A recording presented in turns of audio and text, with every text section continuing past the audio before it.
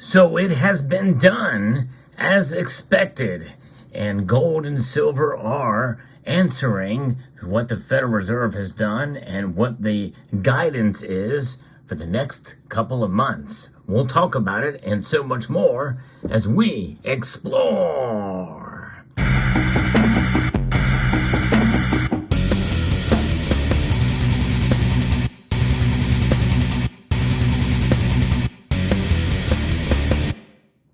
Yep, gold and silver are reacting. In fact, as I was starting to record this video, both gold and silver were actually up a little bit, but now gold has dropped down slightly, and silver is the only metal that's up, and it's only up marginally, up only 4 cents.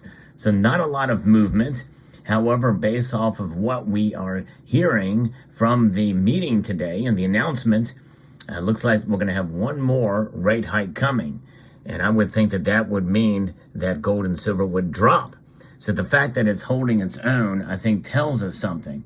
I'm going to be reporting from an article here from Bloomberg that talks a little bit about what's going on with the precious metals markets today. If you enjoy videos like this where I talk about the world of precious metals, the news of its price, and other concepts with regards to precious metals, hope you will consider subscribing to the channel and commenting down below, as well as hitting the notification bell so that you can be apprised of the latest video that makes its way across your device.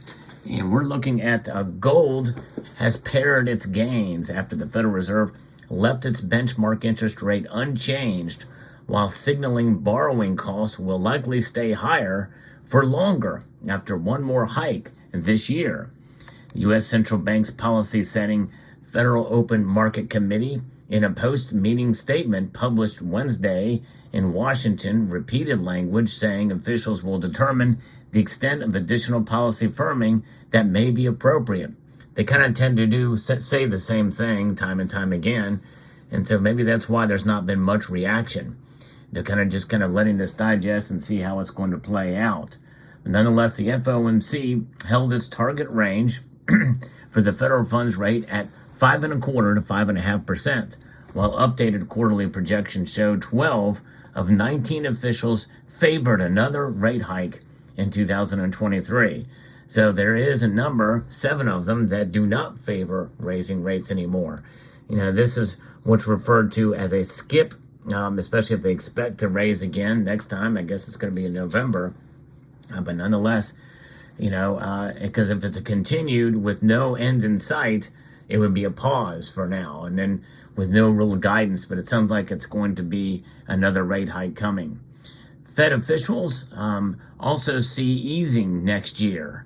In other words, we may see it finally start to pivot in 2024, according to the new projections reflecting renewed strength in the economy and labor market. But are they really strong? I tell you, the chefs at the Cook the Books Club are making it seem that way, but we know there's other things going on, and we know that even they can't hide the fact that inflation is ticking back up again. And so this is something that they have got to analyze and got to keep in mind and understand, but apparently they feel like the economy is on the path to recovery. But, you know, there's other analysts that feel we're going to hit a recession next year. The rate decision and projections are very hawkish, according to Ed Moya, senior market analyst at Oanda. The dot plots are scaring gold investors as the Fed might not only keep on hiking, but rate cut bets for next year got slashed in half. Yeah, wow, that is something. The bets got slashed in half for a cut next year. Still, bullion held ground in the face of surging bond yields. The Treasury two-year yields climbing to the highest level since 2006. Higher interest rates tend to curb investor demand for non-yielding assets like commodities.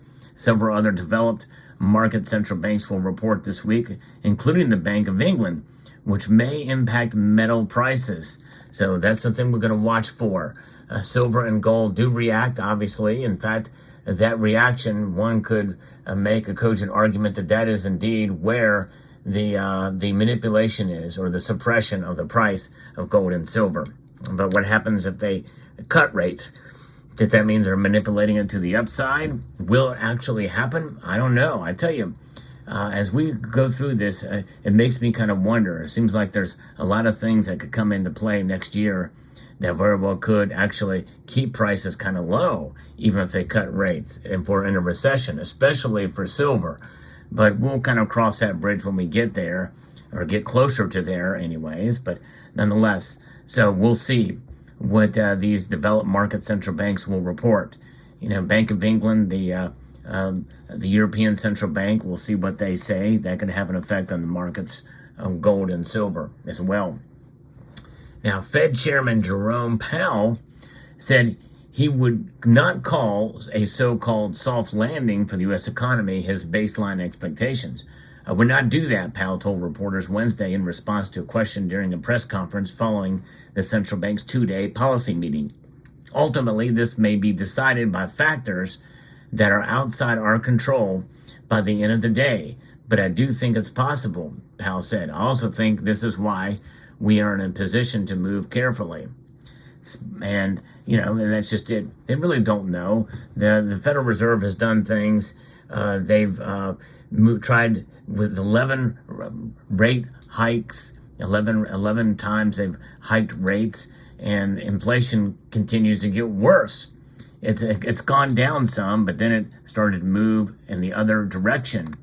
And that other direction on the way up is where we're at now. And apparently they're digesting to see how things are. Sometimes it does take a while for the Fed action to actually have full effect in the marketplace. I understand that. But nonetheless, you would think by now we would at least continue to see downward pressure on inflation. I understand as well, too, that once you hit 3%, it's hard to keep it there and to keep it going down, at least substantially. So in other words, I would have a little bit more faith in the Fed if it would have stayed at 3% or moved 2.9% or just a little bit. But we're actually seeing it move in the opposite direction now, up. So that is something that it's very concerning here as we start to digest the markets and see what's going to happen. Now, if we start to see big changes geopolitically and unemployment numbers and what other central banks do, if they are very hawkish, as we say, these projections as we move forward, and we see a greater chance of a greater rate hike, in other words, a 0.5 percentage point in November, then that will be something that I think could have a dramatic impact on gold and silver to the downside, potentially if there's a lead into a recession. Recession, as we've known and we've seen in the past, they tend to hurt most commodities, and including precious metals. Some say that if we start to head into a massive recession, or even a situation where we've got that could be so bad that could head into a deflationary level, that will be a huge warning sign.